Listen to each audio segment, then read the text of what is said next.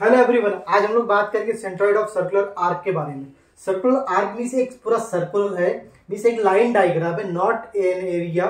सो अगर ये मान लीजिए पूरा लाइन डायग्राम सर्कल एक ऐसा होता है और एक कोई आर्क है, हमें इसका सेंट्रॉइड आइडेंटिफाई करना है कहाँ पर होगा। तो देखिए, सबसे पहले तो मैं सेंट्रॉइडल एक्स एक्सिस हमने इसमें बना दी और हमने इसको कुछ ऐसा चूज किया है कि this is axis of symmetry for this circular arc. Means अगर ये एंगल अल्फा है तो ये भी आपका अल्फा हो जाएगा।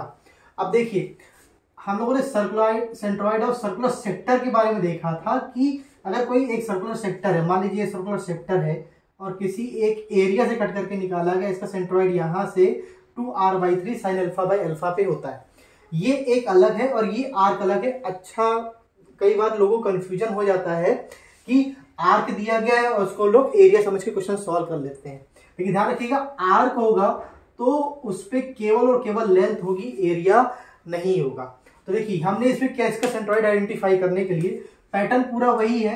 हमने इसमें कट किया एक एंगल, तो ये हमारा अगर सेंटर पे ये सेक्टर का जो पार्ट है आर का, ये एंगल अगर हमारा थीटा है, डी थीटा है, तो ये वैल्यू आर डी थीटा हो जाएगी। अब इसको एक बहुत ही लाइन डायग्राम की तरह एज्यूम कर सकते हैं। तो इसका सेंट्रॉइड अपने मिड पर कहीं पर होगा और यहां से यहां तक की डिस्टेंस जो हो जाएगी दैट इज, अगर एक इसको ट्रायंगल की तरह देखें तो ये एंगल अगर हम थीटा एज्यूम करते हैं, सो दिस इज आर, तो ये हमारा हो जाएगा आर का cos theta. So this side becomes R cos theta. Now अब सेंट्रॉइड आइडेंटिफाई करना है पूरे सेक्टर का क्या होगा। सो अब देखिए, ये एक्सिस ऑफ सिमेट्री है तो एक्स वाई बार तो आपका 0 हो गया इस पर्टिकुलर लोकेशन पे। अगर ये आर्क हमारा ऐसे रखा होता तो हम ऐसे एज्यूम करते, तो ये हमारा अगर ये एक्स एक्सिस होता, ये हमारा वाई एक्सिस होता, तो एक्स बार हमारा 0 हो जाता। वो डिपेंड करता है कि आर्क और सेक्टर रखे किस तरीके से गए हैं। अगर इस पर्टिकुलर पोजिशन की बात करते हैं तो ये हमारा आर कॉस थीटा हो गया, तो वाई बार हमारा 0 हो गया और एक्स ऑफ सिमेट्री पे लाई करेगा। हमें निकालना है एक्स बार, तो X bar is equal to the integration of, here हम लेंथ की बात करते हैं तो आर डी थीटा और कुछ होगा नहीं, माइनस अल्फा से लेकर के प्लस अल्फा तक इसका इंटीग्रेशन हो जाएगा for the total length of this portion.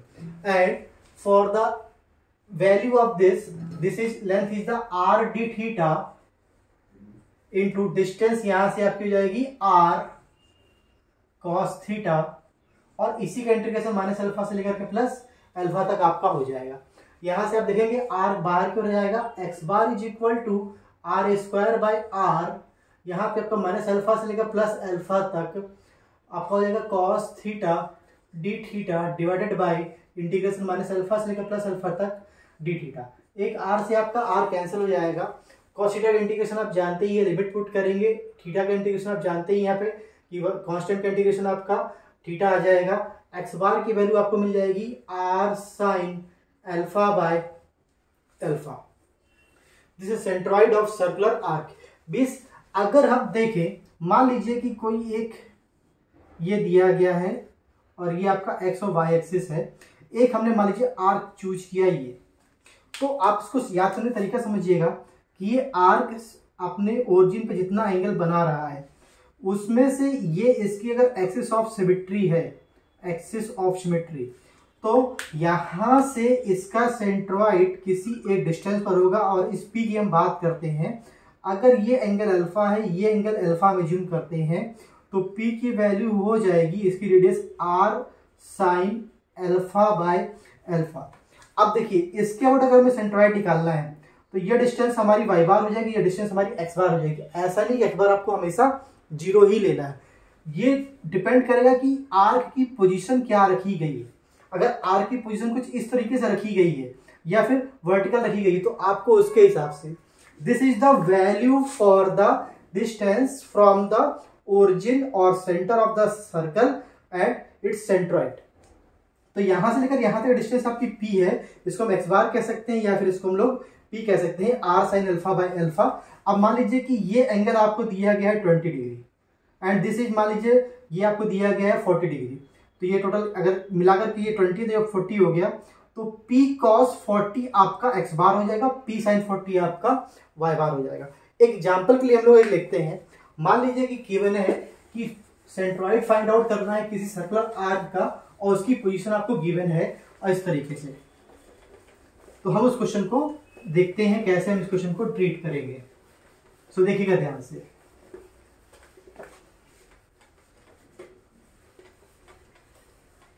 अक्सर लोग आर्क और सेक्टर के बीच कंफ्यूज हो जाते हैं। मान लीजिए क्वेश्चन में बोला गया है कि एक सर्कुलर आर्क है और वो कुछ इस तरीके से दिया गया है और इसकी जो सेंटर इसका कुछ यहाँ पर है और इसको हम लोग मान लीजिए बोला गया है कि ये हमारी एक्स एक्सिस है और ये हमारा जो इसका वाई एक्सिस है। मान लीजिए कि ये आपको दिया गया है, इसकी रेडियस दैट इज 30 सेंटीमीटर और इसका जो सेंटर में जो एंगल बना रहा है ये बना रहा है पूरा यहां से लेकर के यहां तक, दैट इज 70 डिग्री। मान लीजिए क्वेश्चन में आपको गिवन है, साथ में डेटाबेस में ये गिवन है कि ये एंगल जो आपको दिया गया है दैट इज 40 लीजिए, मान लीजिए 40 डिग्री। अब हमें इसका सेंट्रॉइड बताना है कहां पर होगा। तो पहला टारगेट आपको एक्सिस ऑफ सिमेट्री को ढूंढना है। 70 डिग्री ये है तो 35 यहां से 35 यहां से इसका सेंटर एक्सिस ऑफ सिमेट्री होगा। 40 आपका ये हो गया, 40 तो 30 तो 75, तो मतलब कहीं पे एक्सिस ऑफ सिमेट्री कुछ इस तरीके से यहां से आएगा और ये आपका एक्सिस ऑफ सिमेट्री हो गया, एक्सिस ऑफ सिमेट्री। तो ये एंगल आपका 35 हो जाएगा। तो एक्स एक्सिस से ये टोटल एंगल आपका 75 डिग्री हो जाएगा। 40 पहले से था, 35 ये हो गया, आपने यहां से ले लिया। अब इसका सेंट्रॉइड इस एक्सिस ऑफ सिमेट्री की लाइन पर कहीं पर लाई करेगा। मान लीजिए कि सेंट्रॉइड का पॉइंट है सी और इस डिस्टेंस की हम लोग मान लेते हैं कि आपका है पी। तो पी को निकालने के लिए हमारे पास फॉर्मूला हो जाएगा R sine alpha by alpha. R means 30, sine alpha लगेगा 35 है, सो 35 डिवाइडेड बाय 35। याद रखिएगा यहाँ पे जब भी एंगल साइन कॉस टेन के बिना होता है हमें इसे रेडियन में लिया जाता है। तो 35 इंटू पाई अपान 180, यहां से जो वैल्यू आएगी दैट इज द पी। अब इसका सेंट्रॉइड है ये आपका एक्स एक्सिस और ये आपका वाई एक्सिस, और मान लीजिए पी आपका कुछ यहां पर है और ये एंगल आपका 75 है। आप खुद कॉमन सेंस लगाइए, ये एक राइट एंगल ट्रायंगल की तरह हुआ। इस डिस्टेंस को हम लोग एक्स बार मान सकते हैं, इस डिस्टेंस को हम लोग वाई बार मान सकते हैं। तो एक्स बार आपका हो जाएगा P cos 75 degree and Y bar आपका हो जाएगा P sine 75 degree. Like this आप पी कॉस 75 एक्स बार और पी साइन 75 को लेकर के सेंट्रॉइड के वैल्यू फाइंड आउट कर सकते हैं। पी को आपको R sine alpha by alpha से फाइंड आउट करना है। तो की पॉइंट क्या है, याद रखिएगा कि सर्कुलर आर्क के केस में, सर्कुलर आर्क के केस में आपको एरिया का फॉर्मूला याद नहीं रखना है। एरिया के केस में यह एक सेक्टर वर्ड यूज किया गया होगा। तो 2/3 R sine alpha by alpha होता है और आर्क के केस में आपका आ जाएगा, अगर लेंथ आपका है तो R sine alpha by alpha, like this. अब मान लीजिए आपसे बोला जाए कि एक सेमी सर्कुलर आर्क है, फॉर एन एग्जांपल, इसका सेंट्रॉइड कहां पर होगा। ये आर्क है, एरिया नहीं है। This is the arc semi circle और यहां से यहां तक ये आपका 180 डिग्री दिया गया है। तो 180 degree base alpha is equal to आपका कितना हो जाएगा, that is 90 degree, means pi by 2। Simply this is pi by 2। तो अगर इसकी रेडियस r है तो p की डिस्टेंस अगर हम मानते हैं, p मतलब यहाँ पे कहीं पर होगा, तो p की वैल्यू आपकी हो जाएगी r sine 90 divided by pi by 2।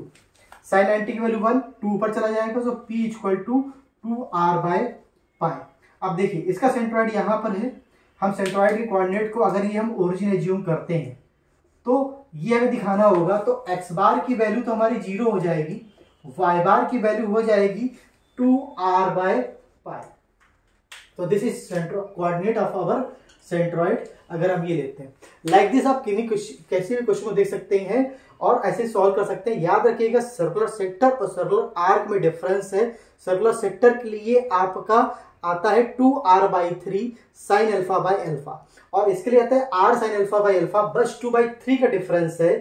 Area के लिए 2/3 आपका आ जाता है और लेंथ के लिए आपका 2/3 नहीं आता है। वो आता है डेरिवेशन में जब हम उस एरिया के स्ट्रिप को कट करते हैं उसके हिसाब से। आई होप ये आपको समझ में आया होगा।